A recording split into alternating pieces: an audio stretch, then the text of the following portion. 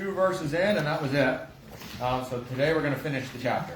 But it is if you guys remember, Romans 12 is a pretty big transition in the book of Romans. What Paul's been addressing there, it's a lot of the theology, the whole basis for what Romans 12 on was Romans 1 through 11, and then he switches and he gets very practical for the rest of the book here. So to get caught up and back up to speed here, in Romans 12, Paul's entering the discussion of Christian conduct. What is the key principle we looked at last week concerning one's motivation to live the Christ life? What is the key principle we looked at last week concerning one's motivation to live the Christ life? Do you guys remember? Giving our bodies as a sacrifice. Giving our bodies as a sacrifice. That's what we're called to do based on what? Because of all God has done for us. Because of all that God has done for us, right? Not so that things will become true, but because things are true. That's the Christian life. As Paul presents it, Christian conduct is a response to what God has already accomplished. So God has already done this, and I'm going to respond to that. And it's not, if you want to be a Christian, you better do these things. No. He says, no, because these things are true, here's what would make sense. And here's what would be a natural follow-through of that. If you're living as if these things are true, which they are, but if you're living like they're true, you'll see conduct. Often we tend to reverse those things because the conduct is really what bothers us the most. Right? It's Dale's conduct that bothers me. It's not Dale's relationship with God that... Right? I'm like, no, if you just change the conduct, I'm pretty much happy. Paul says, no, actually, I'm more. The most important thing is your relationship with God and your understanding of what God has accomplished and how, and then the conduct comes after that. And that's how he presents it. That's how the book of Romans is written, and it's explicit in Romans 12. I'm in the wrong book, 1 Corinthians. In Romans 12:1, it says, and so, dear brothers and sisters, or therefore, dear brothers and sisters, I plead with you to give your bodies to God because of all he has done for you. Because of all the stuff we just covered, based on that, I want your conduct to follow through. Right? Does that make sense?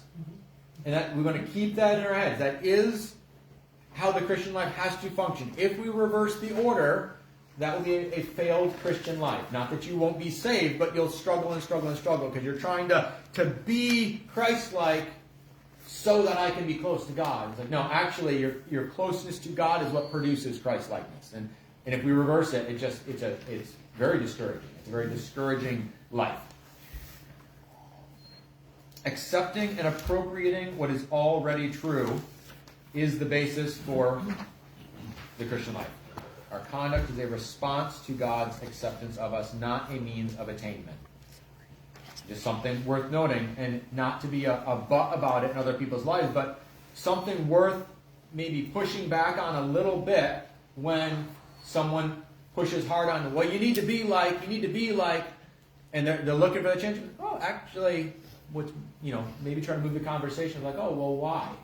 Why should I be like that? Or why should that person be like that? What's that based on? We want to lead them over to the positional truths, the things that are true. Because if we're trying to have our conduct be rooted in anything other than what God has already accomplished, it's really striving in ourselves, trying to clean up myself through myself. And that's not what we're called to. We're called to live by the Spirit and the power of the Spirit, not self-motivating stuff. Right? Not try harder type of thing. That's discouraging. What will the natural and expected result be if we live out what God has declared true, especially in reference to our broader culture, based on what we looked at last week? What will the natural and expected result be if we live out what God has declared true, especially in reference to our broader culture? It'll be different. It'll be different.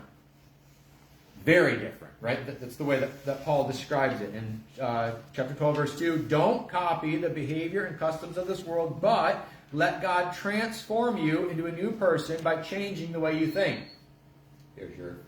There's our secular culture, which is not unique to America. Every place you go in the world, there is a secular belief system. There is a whole culture and way of viewing reality that doesn't care about God, doesn't know God, has figured out how to engage with life, and God's not a part of it. In every culture, that there's going to be a version of that. He says that shouldn't be what you're using to direct your life. You should be different from that, and God is going to be transforming you, because you started off in that, and He's transforming you to be something entirely different.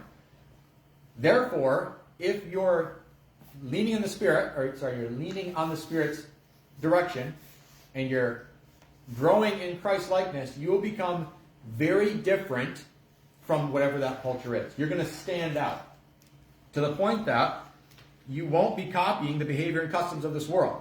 So there will be people who don't know God that will be looking at you saying, why won't you get along with the program? Why are you a stick in the mud? Why are you not like the rest of us?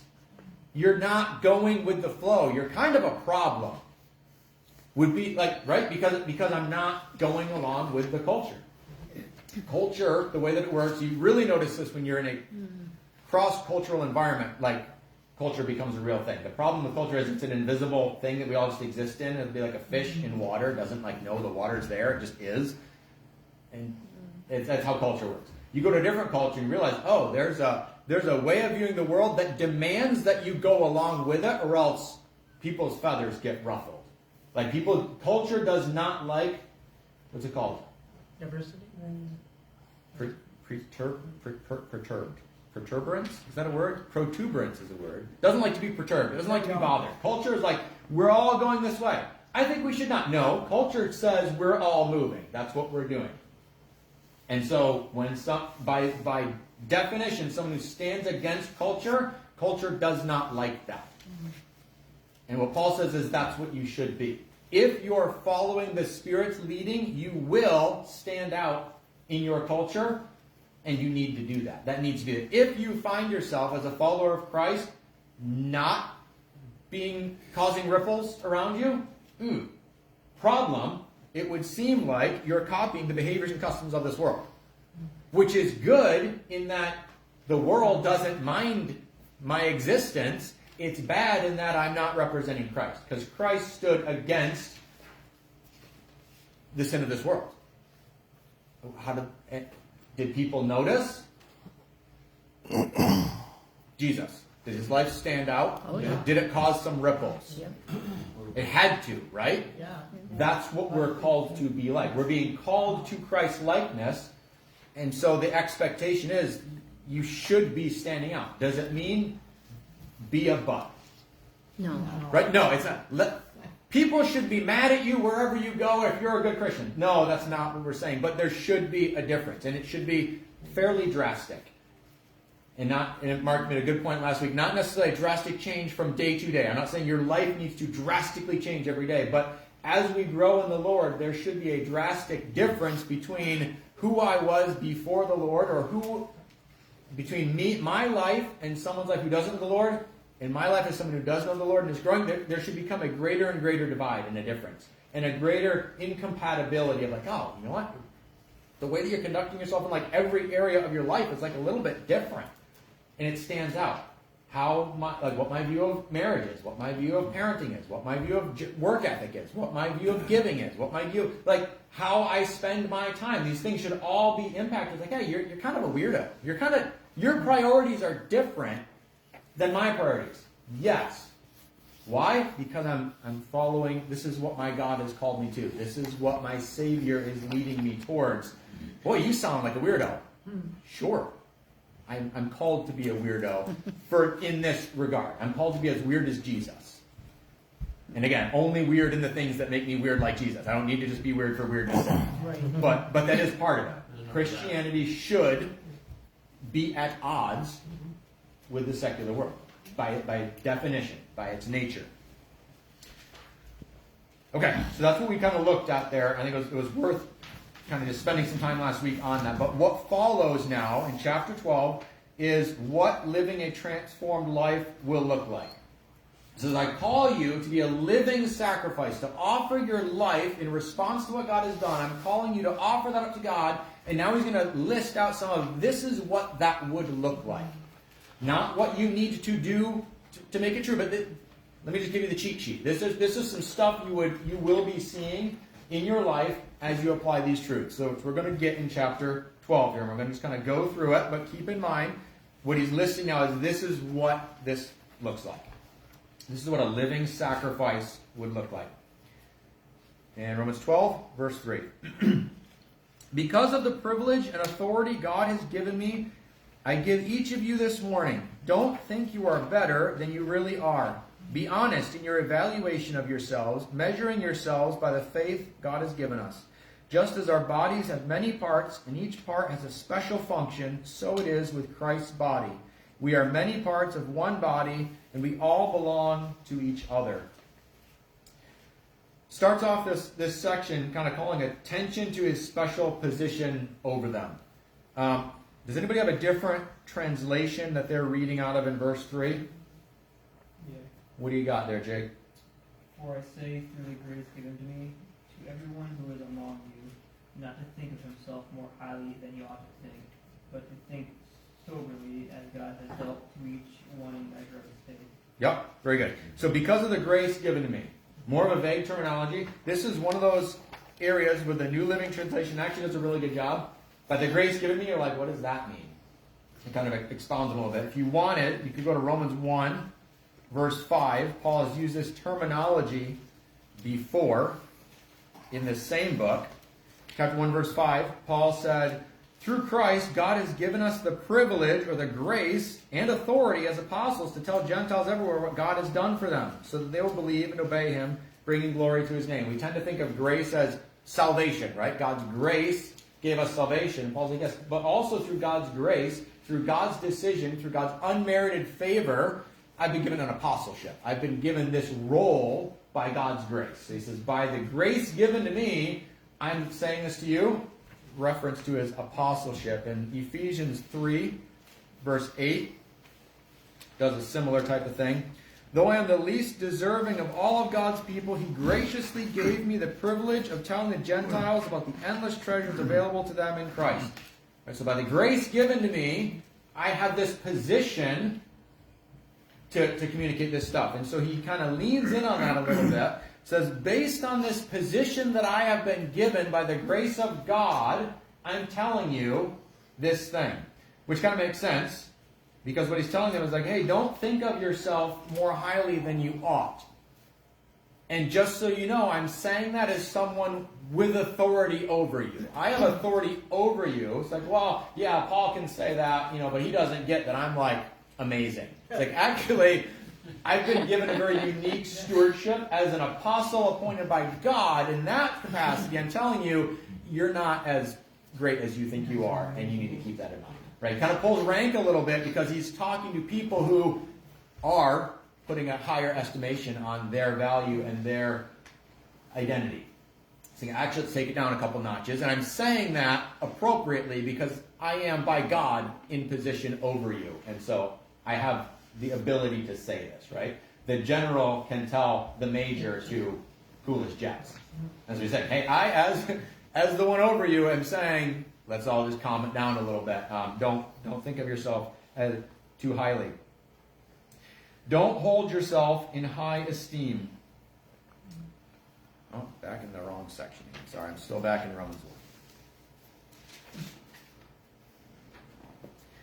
So all that to say, the New Living Translation, when it says, because of the privilege and authority God has given me, what it's doing there is taking the meaning of, by God's grace, he's saying, this is what that would actually be meaning in that. So it's a helpful translation in that regard. Because of the privilege and authority God has given me, I give each of you this warning. Don't think you are better than you really are. Be honest in your evaluation of yourselves, measuring yourselves by the faith God has given us. My Bible has a note here that says, or, it's a kind of a weird phrase there, or by the faith God has given you, or by the standard of our God-given faith. Right, so, by the standard of our God-given faith. Don't be comparing yourself to others, but rather be looking to steward what God has entrusted to you. So don't be looking around and looking at all the other people and say, okay, how do I measure up to everybody here? Like, don't be doing that. Be looking at what has God given you, and how are you utilizing what God has given you? God has given you, through your faith, a measure of ability in an area. That's what you're held accountable to. You guys remember the parable of the servants with the talents? One was given, like money, one was given $10, one was given $5. They were each held accountable to what they were given. It wasn't in reference to how do I compare to the other guy. It was, what were you given? Saying that don't be comparing yourself to each other and, oh, look, I'm better than Pam because I was like, no, that's not it. Pam has been given different gifts and talents and abilities, and she's held accountable to what she has. Seth, you look to what God has given you, and that's where your comparison is. It's just, are you being faithful to steward what God has entrusted you? Don't be trying to do the whole measuring thing with each other. It's just inappropriate. That's not how this works. And then he gets into this idea. We're going to touch on a little bit of the gifts and how we work together as a group here. Just as our bodies have many parts and each part has a special function, so it is with Christ's body. We are many parts of one body and we all belong to each other. So hey, don't have a high estimation of yourself. Remember, you are part of the body. And really, you don't have that much value on your own because the value is we are together here. Just like a body part, my hand does not have any real value as a hand if it's not connected to the rest of the body. Believer, you are intended, the whole thing is you've been birthed into the body of Christ, and you can't be saying, I'm this amazing hand. It's like, no, you don't have value if you're not connected to the rest of the body here. And so when you start to elevate yourself, it's like, I'm the hand, and the hand is so good, and the hand is so useful about, it's like, no, that's not the purpose of the hand. The purpose of the hand is to benefit the body. And so when you start elevating yourself, you're actually defeating the function that you're meant to be engaged in here. My individual identity is held within my group identity. And as Americans, we skate right past this because part of the church, we should be part of the church, and church is good, and we're going away because my relationship with Jesus is the most important thing ever. Me, I, Jesus. Other people, I should try to, see them sometimes. Right? We should kind of be friendly to each other. But what he's presenting here is that you don't have, your individual identity has to be viewed interconnected with other believers here. Just as our bodies have many parts and each part has a special function, so it is with Christ's body. We are many parts of one body and we all belong to each other. The parts cannot be properly understood and utilized separate from the group. It just doesn't work. Just like a body part doesn't make sense. If you sever it and leave it over there, it's like you can't function properly. It's like, so it is with believers. Believers, Roman church, you guys need to recognize you can only function properly together with other believers. And you need to remember that, because when you start to view yourself as, well, I'm just a lone ranger. No, that's not appropriate. It doesn't work like that. We're not designed as Christians to function independent of other believers. And we're going to get to that in a little bit later. He says, Ed, though he has been given engiftment by the Spirit, he has strengths and abilities, he also has weaknesses. And God designed it that way, that he has strengths and deficiencies. Well, how does that work? Ed is handicapped in areas of function because he needs Rob. He needs Pam. He needs Bruce. He needs Mark, right? We have to, the whole idea is, yep, you have a strength, but you need other people. Like the hand is really good at grabbing, it's really bad at walking, right? You have to have the whole thing for it to function. He says, believe you need to recognize that. That needs to be how you're viewing yourself. Part of this larger thing. And if you don't, that's going to be a problem. You're going to really struggle to see this, to live this stuff out. That this is part of what it is to be being led by the Spirit, is your relationship with other believers. Each part is unique, but is also entirely dependent on the others. He says, just like a body. Just like the body work, that literally is how the church is meant to function. And to our, not shame, but detriment. To our detriment, we don't really think like that a whole lot in the American church, and it shows. We can come or go or whatever, we kind of do like other Christians. Yep, it's a good thing. It's edifying. It's good. It's like, okay, what he's presenting here is like, no, this is existential. We're talking about like he leads with it. If you're going to be a living sacrifice to the Lord, it needs to be in the context of other believers, and it needs to be in an interdependent relationship with them, because that's how I made you. That's how I birthed the church. That's what you are. And worth noting that his argument here, for codependency within the body is not a cultural argument. He's not saying, we're a Greco-Roman society and we have this like independency. You see a society around you, how we all like need each other, how the economy works.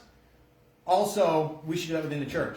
It's theologically based. He says, look, we are in Christ. We've been brought together in one body, and because of that, we need to function as a codependent, interconnected unit. It's a theological argument that he's making, not a cultural argument. So it's worth noting there. It's like, well, yeah, but they were a clan-based society, or they had a group mentality. So of course he's saying this. That's not what his appeal is to. It's to, no, this is how the world works according to God. This is how the church has been designed by God. I just say that because if I were to present this among the Iski people in Papua New Guinea where we were, they're like, oh yeah, codependency, totally. Like that's not a struggle for them. They're like, of course we'd be codependent because life is codependent. So this would be an easier pill for them to swallow. But as Americans, it's a little bit countercultural, but our culture needs to change, right? We have a independence and me being a go-getter and I'll just go and do my own thing. That's like awesome as an American. I was like, yeah, not in the church. In the church, we actually need people.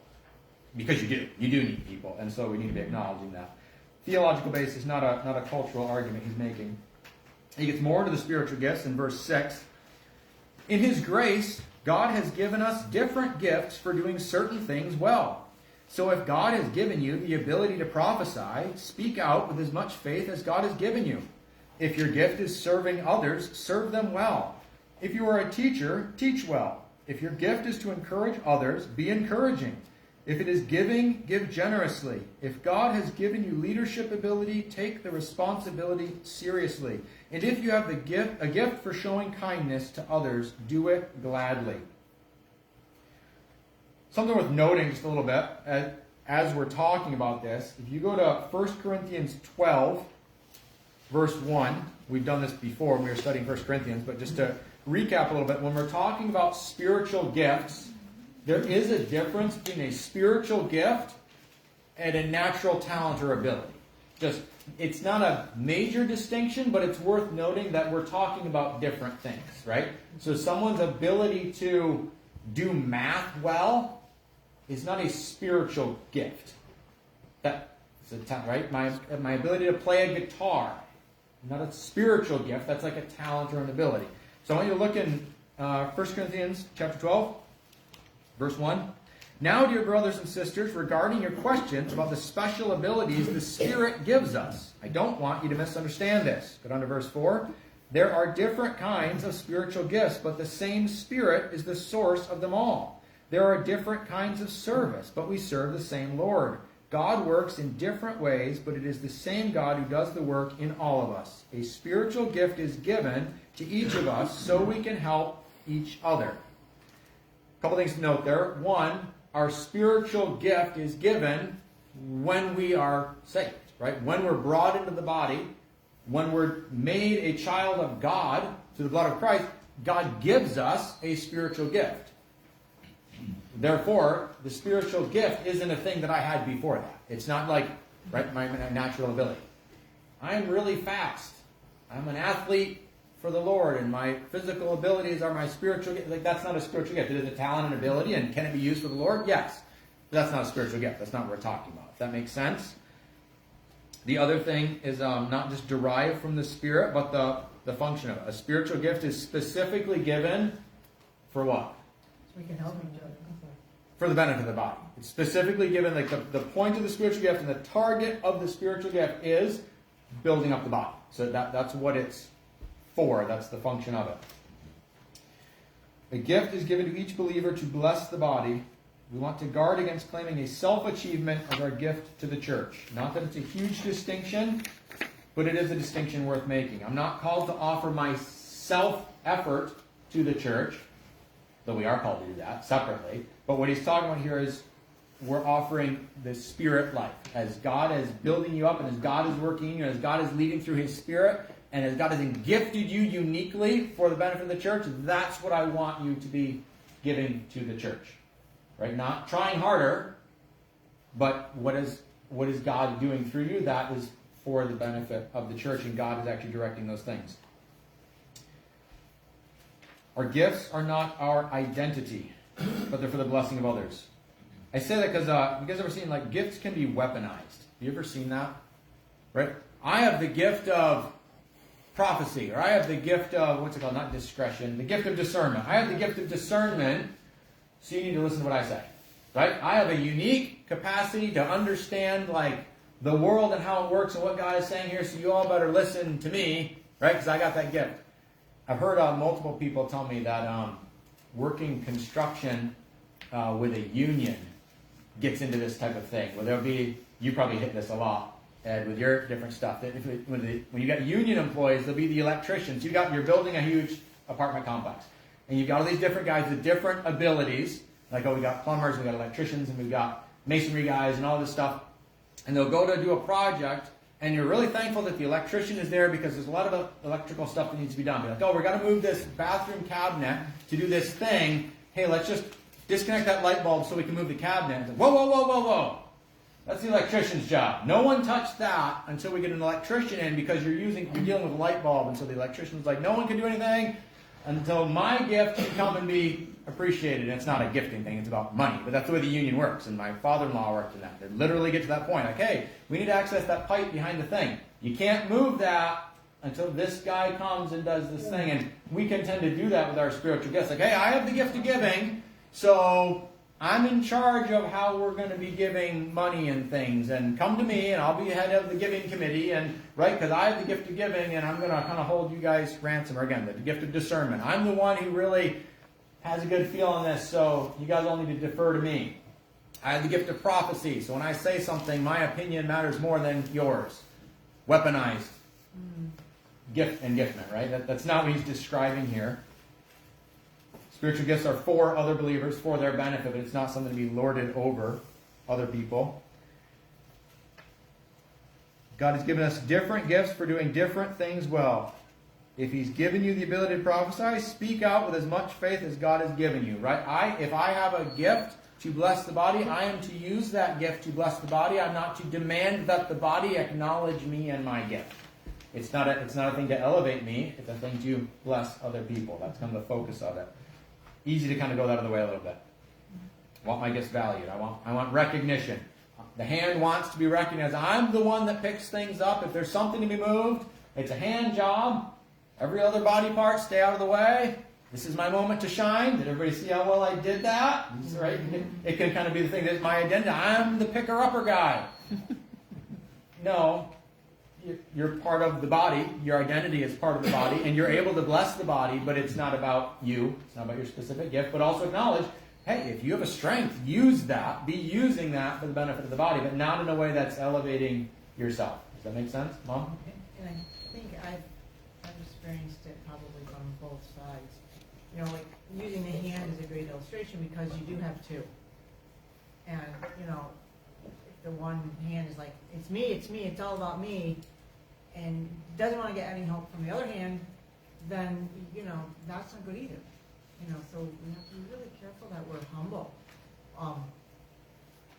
particularly about the things that we do well. I think that's why he led with that. The first thing he says is you get into the spiritual gifts, like, don't be elevating yourself. That's not how this, starting the discussion about spiritual and giftment, it's not about you and your gift. It's about how can your gift be used to bless the body. We've all been given these things for the benefit of the body. That's the focus here. Spiritual gifts are for other believers. You guys can see that with all of the gifts that he presents here. It's like, oh, you have this gift from the Lord, use it for the body. You have this gift from the Lord, use it for the body. Like, the point is using it for other people. That's the focus of this. And worth noting, this is one of the reasons that it's crucial that believers meet regularly with other believers. If I've been given a special spiritual gift for the benefit of other believers, and that's why I have it, and the believers also not all the believers have that gifting ability, like, by nature, I have to be with other believers for that to be of benefit to anyone. I can't, by my onesie, go off with my whatever one of these, my gift of generosity, right? I have a unique ability to see someone's need and really be a help there. What if you're not with other people, other believers, ever? How's that gonna? Who are you helping? Who are you engaging with? What group are you organizing to to utilize that gift. I have the gift of encouraging other believers. God leads me to say the thing that needs to be said. That person's hurting this way and I'm going to encourage them this way. Well, if you're not meeting with other people, that's wasted. Not only do you not use your spiritual gift, all those other people don't benefit from your spiritual gift. Like, we actually have to be like bodily together. That is a thing. It's pretty, it just fits with this. We're called to a corporate identity. That means we need to be together. Like that idea of not just coming together because Christians meet on Sundays and Christians should meet on Sundays. Like, no, we're trying as much as we can. We need to be in each other's lives so that we can actually live this stuff out. Also worth noting in this, not having a strength in an area is not an excuse to bow out of that function entirely. What he's presenting here is like all of you have different areas that you have a strength in that maybe just like naturally, by the Spirit of God, able to function a little bit more effectively than other people. Doesn't mean you don't have to deal with the other stuff, right? I guess I'm just not a generous person. I don't have the gift of giving, so I don't give, right? That's not my strength, so I don't. No, it's not a cop-out. It's just saying, hey, in these things that we're all supposed to be doing, that we all do have some level of ability to do, some people will shine a little bit brighter in different areas. That's great. Encourage them in that. It's not I don't do that, right? I don't have the gift of help, so I don't ever volunteer. No, that's not how this is meant to be used. It's a positive acknowledgement, not giving us excuses. We don't need to overthink these gifts, but we do want to be intentional in utilizing them. When you see someone's strength, encourage them in it. I want to read that list again, just to keep in mind that the type of gifts that Paul is talking about. He said they're important, they're given to the church, something we should be exercising, we should be conscious of. But just look at the type of gifts that they are. If God has given you the ability to prophesy, speak out with as much faith as God has given you. If your gift is serving others, serve them well. If you are a teacher, teach well. If your gift is to encourage others, be encouraging. If it is giving, give generously. If God has given you leadership ability, take the responsibility seriously. And if you have the gift for showing kindness to others, do it gladly. Kind of interesting, a lot of those gifts that he mentions really don't come with a title. The gift of kindness. What is that? Valuable? Certainly. Right? I think we've all had experience with people like, wow, that person was just so insightful and so helpful. What title? No, it's like an invisible role, right? It's that quiet glue that holds the place together. A lot of the I'll get right to you, Dale. These are the types of things that you don't get noticed for necessarily, but are super duper valuable. And Paul's saying they are super valuable, and lean into that. These are important things. And don't be trying to make it what you're known for, but also be aware of your strengths and abilities. Dale? I was just going to say, a lot of times, Sunday school teachers, that's a gift. I'm not kidding you. Because some can teach older kids, others can teach the little kids that can't, But I've seen have to put in the wrong, but it's a need there, and they did it. But, but it is a gift. It seems to me, and this is just me speculating, I guess, or observing, it would seem to me a lot of times the way that spiritual gifts work is the person who has it almost doesn't recognize it because it comes naturally because the Spirit's moving. Like, I just felt compelled to do that, and this is what I wanted to do. And everybody else is like, yeah, but I didn't. Like, I can't believe you even thought to do that. I can't believe you even thought to get a meal train together for that person. Like, wasn't even on my radar. And so we'll see that. And so Paul's like, hey, yes, that's good. If other people, you see someone with that gift, don't be like, why are they getting all credit? No, encourage that person. Look, we have that gift. Encourage that person there. And then we see it somewhere else. A lot of times, again, you need the body to even reveal these different gifts. But when we see it, encourage that. But also, we're all supposed to be going for that as well. Sarah? Yeah, I was just thinking too, I might not be able to fully use my gift if you don't fully use yours. We have to pray for each other and, lift each other up because, my gift might not be that I have money, but it might be that I can speak to people and get them to, you know what I mean? Mm-hmm.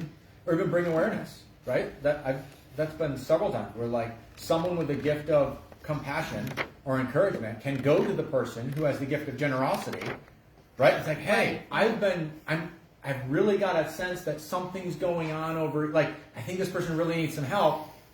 That's The their person who gift. has the ability to, right, to help can, yeah.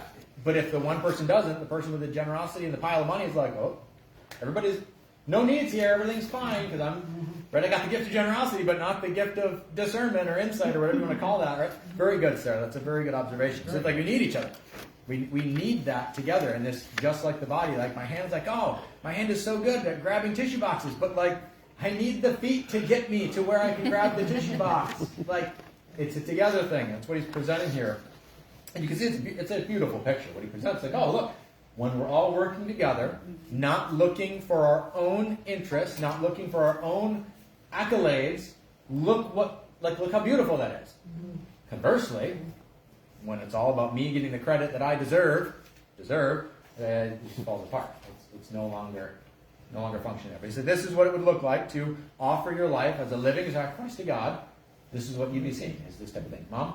I don't know who I'm quoting, but it stood out to me. I read somewhere that it's amazing what can be accomplished if nobody cares who gets the credit.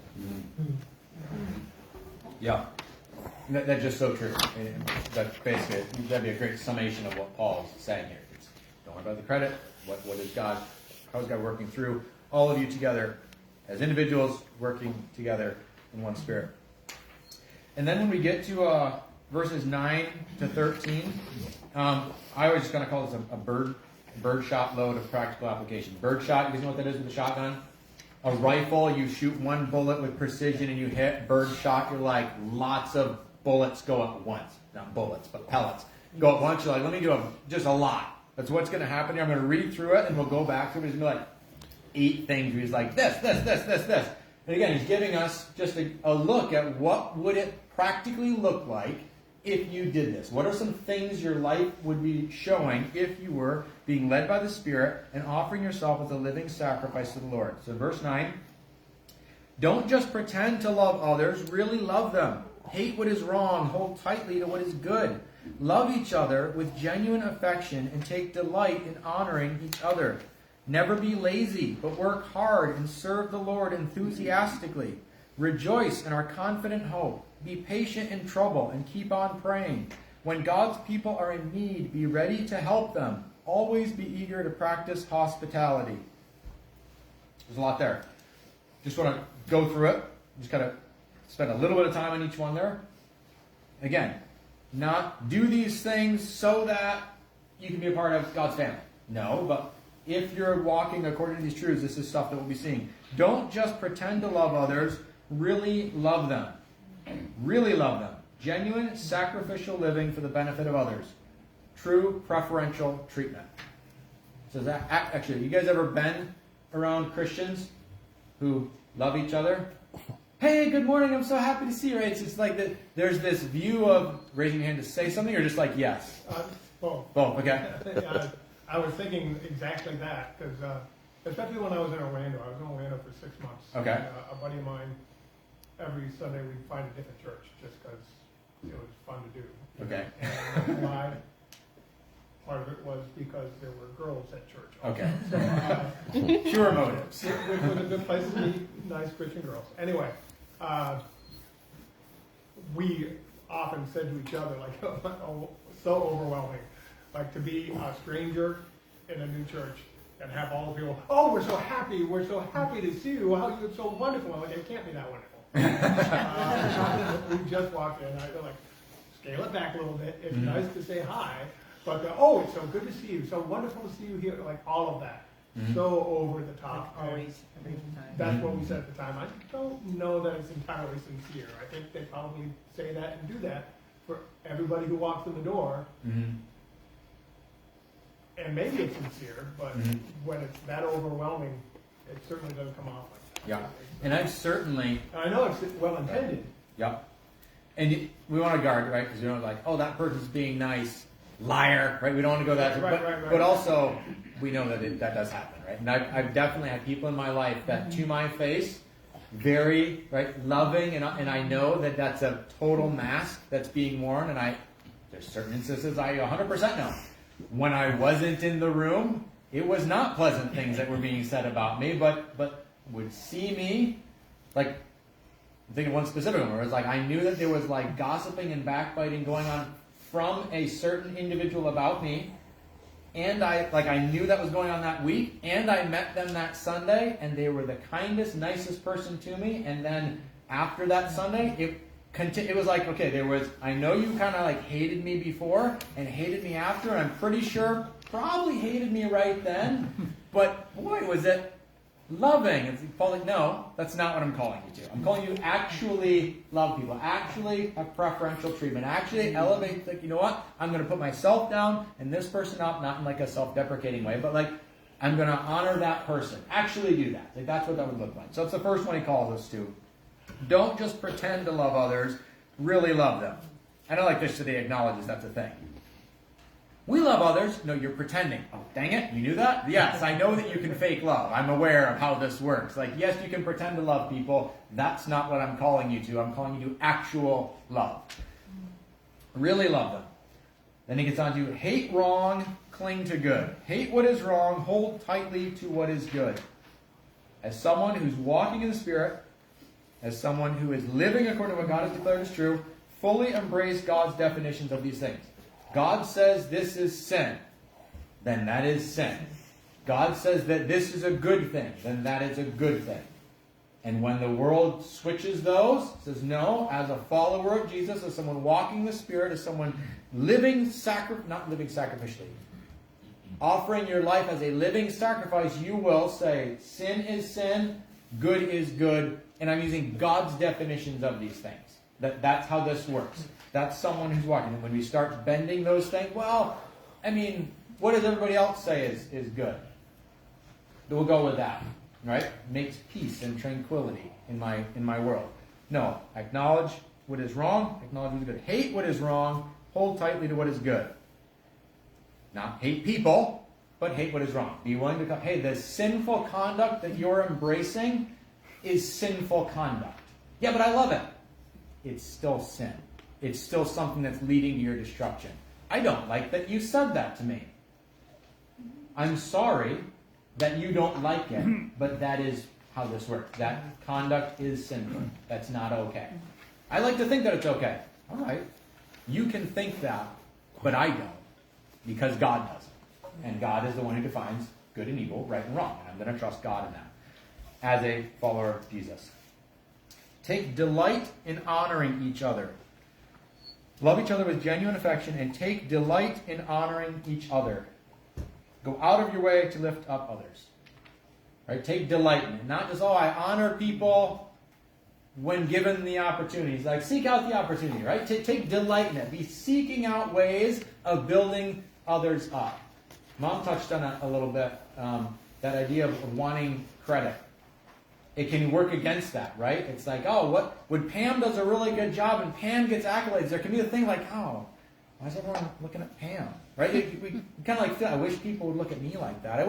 I helped too. Pam did stuff, but I was there too, right? It's like, no, take delight in like, look, Pam did a great thing and Pam is getting credit and Pam is being lifted up. Take joy in that. That's a great thing. Like that's what this would look like if you're following God's leading in this. Lifting others up is its own joy, and you should be pursuing that. Go ahead and lift me up. I was talking to that Pam, sorry. Oh! You too, that'll count, but I was looking at that Pam. Jesse? There's a specific instance that happened a little while ago. I don't know if anyone knows who Mr. Beast is on the internet. He's a big podcast guy, but he got involved in like South Africa or something and set up like, I don't know if it's 20 or 200 freshwater wells for people who needed them. And it was big on the podcast and everything. And then a foundation that works for getting, fresh water for people complained because he was getting all the recognition for stuff that they were working on already. The people have fresh drinking water. I don't care who put it there, but it's like, like you're saying, it doesn't matter who gets the recognition. It just matters that it's done. God should be getting the recognition. Yeah. And human tendency, the reason Paul's mentioning this is because the human default would be that type of thing. Like, hey, well, why don't bring some of that over my way? He's like this. That doesn't need to be a part of the equation here. Mom? Somewhere in the Gospels, Jesus says something like that when his apostles come to him and it's like, hey, these people over here, they're casting out demons, and we told them to stop, and Jesus is like, if they're not against us, they're for us. Stop telling them to stop. It's okay. And then, there's another place where he says, it's stated, if they're not for you, they're against you. So it kind of, but he said, it depends on the circumstances. In this circumstance, the apostles were just kind of showing they were upset because somebody else was getting some glory. And Jesus basically said, chill out. It's okay. They're doing a good thing. Let them do it. Yeah. Yeah, and we're called the opposite. Take delight in honoring each other. Elevating each other should be its own joy. Never be lazy, but work hard and serve the Lord enthusiastically. Pretty basic, but make intentional effort to work for and serve others. Serving, not being served, is the goal. This is Christian life stuff. It's not like being lazy in the Lord is not like a great thing. No, you should be ideally you're contributing in some capacity. Obviously it's not just finances or whatever. It's like the goal here is working for the betterment of others. Never be lazy, but work hard and serve the Lord enthusiastically. Not necessarily formal ministry, worth noting that definitely. It doesn't mean like, you have to be a VBS leader or a Sunday school teacher or a pastor or a deacon, right? He's not saying you need to fill that specific title type role, but no, be looking to be used in the lives of others. If you're like, I love church because of what I get out of it, it's like that's not actually like you are supposed to benefit from your gathering together in church, but that's not why you go to church. And I don't even like saying go to church. You think building. It's not when you gather together with other people, it's for what you get out of it. You should be gathering together so that you can serve and be contributing in some capacity is what is being presented here. Ready to help those in need. When God's people are in need, be ready to help them. Always be eager to practice hospitality. Overt generosity to other believers is a mainstay of a Spirit-led life. When God's people are in need, be ready to help them. Always be eager to practice hospitality. Again, not willing, eager. Like I have a desire to have my life and my resources and my time and my abilities be used for the betterment of other people. Like that's what it would look like to have the Spirit leading in your life, because that's what the Spirit is wanting to do. The Spirit is wanting to use all the members to build up the body. And that would be a desire. Oh, you have a need, and I have an ability to fill that need. I want to do that. Why would I want to do that? Because that's what the Spirit wants. Because God knows where the deficiencies are and where He's gifted. He's like, I know, right? I know this. We just had friends. See if I can do this and still get anonymity. We had friends who had so they had a need, and then that need was met. And they're like, oh, that was super cool. And then they got a tax refund. Then they found out that another friend was in need. Okay, so the way that works is like they're like, God, we're praying for this need to be met in our lives. Wow, God, you met the need. Hey, look, we got a bag of money. Oh, and there's a friend that could actually use it. Could we also use a bag of money? Certainly we could, right? There's no lack of things that they're like, oh, look, they're eager. Like, God, look, you filled our need, and we have the ability to be a blessing to someone else. But right over there, they just like moved it. Like, God, that's so cool that you met our need and gave us the ability to help someone else. They were eager to show that hospitality. It was super cool. It's like, whoa, just some body work, right? I just saw the Spirit of God on multiple levels. Right? You say God filled one need, then gave God didn't fill their need, then give the thing to the other group. It was like, no, I'm going to bless you and give you the ability to be the blessing there. And like, what a beautiful, unifying, like, just wonderful thing that was. And what it did for that group is just super cool. Like, oh, you look at it and like, wow, God, that was kind of amazing. Like how God did all of that. And it wasn't about the people at all. It just seemed God moving that. Because there was an eagerness, eager to practice hospitality, ready to help others in need. And specifically, that is addressing within the church, again, within the body.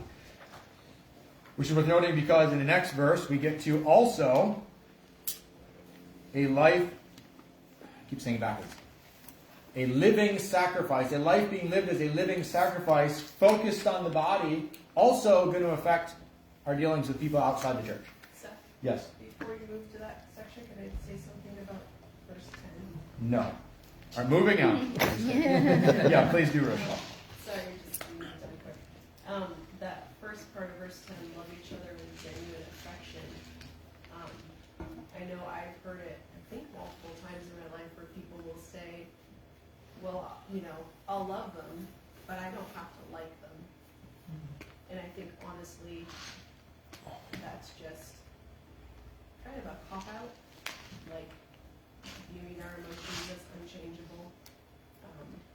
Because I think in this verse, like, we are called to, choose to learn to have an affection for this sister in Christ. Yeah, so I don't know. It's just a challenge to me. Nope, good point there. Yeah, that genuine affection thing is actually like, have it be a hard issue. Going through the motions, but not from a genuine heart, is like, that's not anything, really. There's no merit to that. Mom? I know a situation many years ago.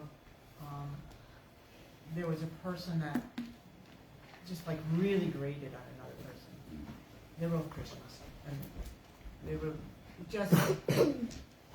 It was a difficult kind of thing because they had to interact with each other, and then the one person just realized, okay, I have to make a choice here. I can just let myself give in to just constantly be graded on and hate this person, or I can take a step and try to love them. And that is what they did. And that at first just started to pray for them. And probably the first prayer was like, please God help me stop being annoying. But by continually praying for that person, there actually a genuine friendship began, and it was a beautiful thing.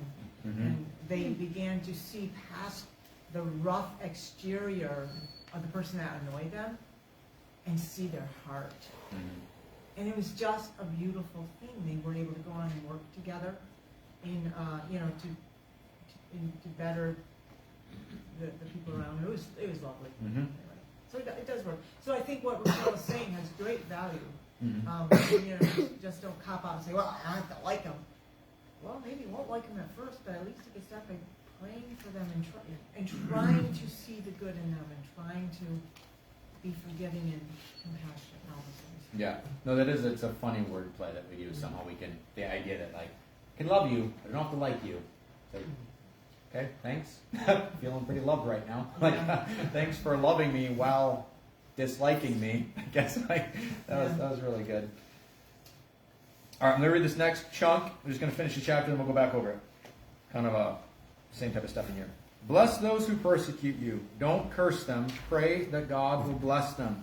Be happy with those who are happy, and weep with those who weep. Live in harmony with each other. Don't be too proud to enjoy the company of ordinary people, and don't think you know it all. Never pay back evil with more evil. Do things in such a way that everyone can see you are honorable.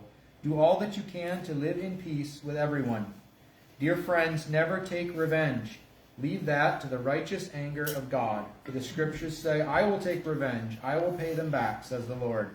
Instead, if your enemies are hungry, feed them. If they are thirsty, give them something to drink. In doing this, you will heap burning coals of shame on their heads. Don't let evil conquer you, but conquer evil by doing good. Same kind of thing. He goes just listing off a bunch of stuff there, but you guys notice there, he switches a little bit to include people outside the church in this, right? Bless those. He's like, be a blessing to the people within the church. Here's how I want you to use your Christ life in the church to be a blessing to each other. Also, bless those who persecute you. Bless those outside the church who are a thorn in your side and a problem to you. Seek their well-being above your own. Tall order. Possible? Yes. Yeah. Where have we seen that done? Easy answer. Jesus. Jesus, right? Jesus, right? On the cross, what is one of his prayers to God? Forgive them, for they know not. Forgive them, they know not what they do. Oh my word. Right? He's literally doing this. God, forgive them, they don't know what they're doing, as they're literally killing me and spitting on me and cursing me and rejecting me. God, I pray for them. That's what a Christ-like life looks like. So he's just saying that this is what we should expect to see in our lives as well, is that we actually want the benefit, some of my words. We want people who hate us and cause us trouble to turn from that and benefit, right? I want them to have a relationship with the Lord. I want them to move past this. My knee-jerk reaction is like, I get why hell was prepared now for that guy, right? Like, that guy was a real burden in my life. I get it now. No, that's not the approach you want to take. So God will handle the judgment. God will handle actually like giving that person what they deserve. What you should be doing, Seth, is looking to be a blessing to that person and asking God to change their heart and asking God to be working in their life. You want what's best for them. If you're walking in the Spirit, this is what you'll be wanting. So bless those who persecute. Be happy. I want to read this. Sorry. Be happy with those who are happy and weep with those who weep. You guys ever find... I remember there was a time, so we were all hunting, and so all the hunters are out there. Everybody wants to get a deer, right? That's why you're in the woods hunting. And I happened to have gotten a really big buck. And it was my first one that I'd ever gotten. I was excited, and it was like kind of a monster. And so I remember I went down, we were showing it to the other guys that were kind of around. There were some other guys who were doing a hunt near us, and it actually turns out they probably pushed the deer to me, and I got the deer. And I remember like some of the guys like, man, Seth, that's so cool that you got that. And there was one guy who was like, that should have been mine. Like it was, he wasn't, right? He didn't have the joy with me because it was like, I should have that joy, right? You guys ever experience that little flutter that comes when you see, wow, that person they just got a raise. Why didn't I get the raise, right? Like, why didn't, no, have joy for that person. Have joy for that person's success. Or what about, hey, life is rocking for me right now, and that other person's really having a hard time of it. Huh, stinks to be them. Woo, this is my glory day in the sun. No, stop. Have compassion and cry, weep with those who are weeping, celebrate with those who are celebrating. Because in the church, there's all these people's lives mixed together. There's a medley of experiences, right? Great health, poor health, riches, not riches, right? Like, share in that. It shouldn't be like, oh, I'm poor, so I resent that person who's wealthy. No, thank you, God, for blessing them in that way. Thank you that you've seen fit to bless them with abundance. But also, and then the other person will go, God, I see that person's having a hard time. I'm going to have compassion there as well and pray for them in these different ways. Like that should be a part of this as well. Mark? We had a conversation, this is several years ago, which it stuck with me because it's the whole bless those who persecute you. When we talked about if there were an armed intruder in the house attacking you and your family, the instinct is to protect and fight them. What would it look like to do this instead? What would it look like to say, hey, you with the gun, I'm going to get on my knees and I'm going to pray for you right now and pray that the Lord intercedes and blesses you. Like my head says, okay, Mark, that's not going to work. But that's a lack of faith on my part. To say, well, that won't work. The only thing that's going to work is the shotgun. What would actually be the reflection of this? Would it be to, hey, I'm going to get on my knees, I'm going to pray for you? I think it would be. It could certainly work. It could throw the guy off completely to say, wow, that's nobody's ever done that before. And that faith could be rewarded. And I don't have that faith. I know I don't. But then again, I'm not really concerned about somebody breaking into my house and attacking me either. But I think it's very convicting to say, bless those who persecute you. when you put it on that scale, like, Yeah. would you be able to do that? It's definitely, there's nuance there, for sure, because it's one of those, that there's also other passages that would talk Oh, about yeah. defending the weak and the helpless and the, that type of thing. So there's, it's something to be taken. There are some groups that would say, pacifism. They would go to like any sort of Right. resistance, or they would, based on this type of thing, they would go that route. I think, again, there is a bit of a balance with this type of thing. Worth considering, though. Right, and that's what I'm saying, Certainly. it's just Worth- something. worth considering. don't I know. wouldn't say- There's certainly not a correct answer, and it's just something to think about that, wow, like, I had never thought of that until it was brought up here. Mm-hmm. I can see there's definitely, I can think of stories and examples where that approach was taken, and I'd say a sensitivity to the Spirit's leading. The people are like, you know what, we have the ability to do something, and they didn't because of that. And you're like, wow, that really did end up being like a God movement. And I can also see the other way. Right, The other one are like, there's no, certainly missionaries who did Yep, not benefit smoke from that guy, approach, and- yeah, yeah.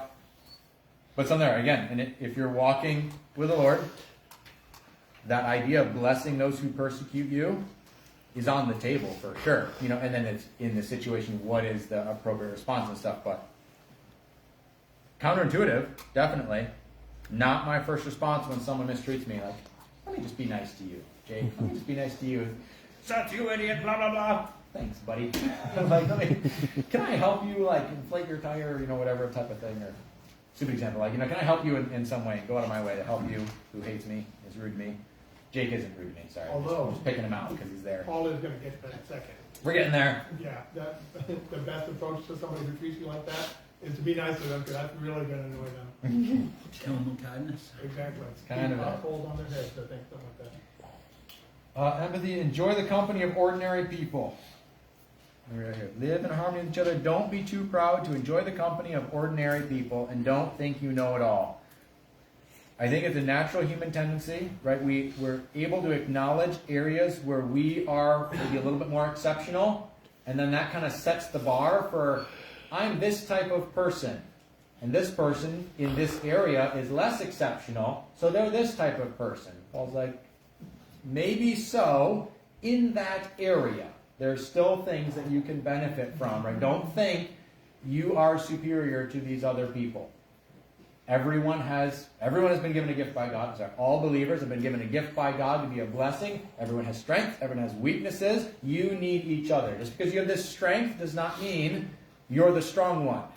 It means maybe in that area you have that thing, but you need each other, and don't be resenting other people who don't have your strength in the Lord. No, you're all together in this, and it's not a ranking in that way. Jesse? And people even have the same strengths aren't given necessarily the same, amount, I guess we call it. Yep. According to what your capacity is, that's what you're called to serve. Yep. Just a good concept. Don't be too proud to enjoy the company of ordinary people. Don't think you know it all. Just human. That would be a human, secular response. Hey, you know what? I'm above that person. Actually, no, you're not. He says that if you're walking in the Spirit, you'd recognize equal value before the Lord, and there's something to be gleaned and benefited from everyone. Everyone has a place at the table in the church. That ranking just doesn't fit in God's program here. We're getting close to the end here. So, Mom, quick comment? I just was learning something from the Bible Project about this concept, that him saying that would be very countercultural, because the whole culture in that entire region was built on, if you have any influence at all, your goal in life is to make that influence more. So if Bill has more influence than me, then I try to get in good with Bill, because that will look good on me, which will reflect good on my family, which will give me more invitations to them. It's always a building up, building up. Mm-hmm. So this is really countercultural to just say, just don't be, don't be too proud to enjoy the company of just ordinary people. Just get off the treadmill of trying to raise your influence. Yep. All right, I know we're getting close. I'm going to try to zip through the rest of this stuff here. Do all that you can to live in peace with everyone. In verse 17, never pay back evil with more evil. Do things in such a way that everyone can see you are honorable. Do all that you can to live in peace with everyone. Never pay back evil. Take the hit. Let the cycle of wrong end with you. You guys know those, I don't know what you call it, like a desk toy, the balls, where there's like 6 balls, they all hang, you pick one up and you let go, and the energy transfers all the way over to the end one, and then it goes back. It's like, be this a squishy sponge in the middle of that, where the energy hits, and it goes, and you just absorb it, and you stop it. You stop it. Instead of, that person was negative to me, and now I'm in a bad mood, I'm negative there, and I'm going to, like, no, just, you take the hit. You take the hit, and you're like, I'm not going to be repaying back evil, I'm going to stop that cycle. Do that. Again, we modeled that. Jesus modeled that. Well, Paul. Like, this is the thing that he did. Just take the hit. That would be a way to have Christ's life lived out through you. Just don't return. Never pay back evil for evil. That's not a Christ-like response. Then we get to this burning coals talk. Oh, there. Scriptures say, I will take revenge. I will pay them back, says the Lord. We're like, yes! Instead, if your enemies are hungry, feed them. They're thirsty, give them something to drink. Ooh, not so yes, right? In doing this, you will heap burning coals of shame on their heads. The New Living Translation that we're reading out of says burning coals of shame. Other translations say just burning coals on their heads. We know that he's not talking about set that person's head on fire, because he just said don't be enacting vengeance. Like, don't enact vengeance, but set their head on fire. Like, no, it's not. It's obviously a symbolism type thing going on here. Hard to know exactly what that's referring to. A couple options. In Egypt, they did have a custom, because again, a showy culture and a shame-based culture, you want to show publicly your repentance and your contrition, and so they would take a burning brazier of coals, and it would be a symbolic gesture. They're not burning themselves, but it's just kind of like the Jews would put ashes on their head and stuff. It shows, hey, I'm in mourning, I did something wrong, or I'm repentant, or I'm sad. They would like do a visual thing. We don't tend to do that. We're like, kind of keep it inside. We don't do that showy stuff. That would be one of the things. So that the Jews would have the ashes. You put ashes on your head, and it's a sign of repentance. It's a sign of sorrow. Or the Egyptians would take burning coals and do the same thing. Same thing of I'm showing repentance.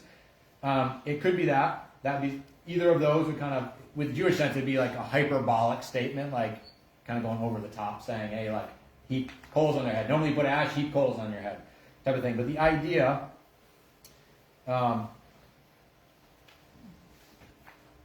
I lost my notes there. Oh, the coals represent shame, not pain.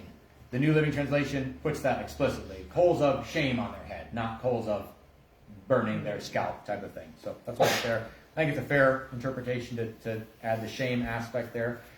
But kind of like Mark was saying, it's more it's turning the situation around a little bit and letting their sin like go on that. Right? If you don't respond, if someone comes and pushes you and you just don't do anything, right? Someone pushes you and you push them back, that's a fight. Someone pushes you and you don't do anything, it's like, oh, that guy, like the guy feels a little awkward. You ever seen that, right? And someone goes to square up for a fight, like, oh yeah, and you don't respond, and it's kind of like, make me feel weird here, because now I'm the only one kind of being a jerk, like everyone can kind of see it, and I'm forced to see it, and right, I'm kind of, it's forcing me to take accountability, it's forcing me to like feel the error of my ways a little bit. You don't give them any, you didn't give them any justification, just go further. Yeah, and so that's kind of the result. But that's the result. That's not the intent. That what we're called to do is respond in kindness. We're not called to shame that person. I know what I'll do. I'll work in such a way here that I shame them. It's like, no, you be kind to them. One of the things that will probably come from that is it will highlight their own sinfulness for them and maybe lead shame, a proper shame and contrition there. But we're not called to shame them. We're called to show kindness in that situation.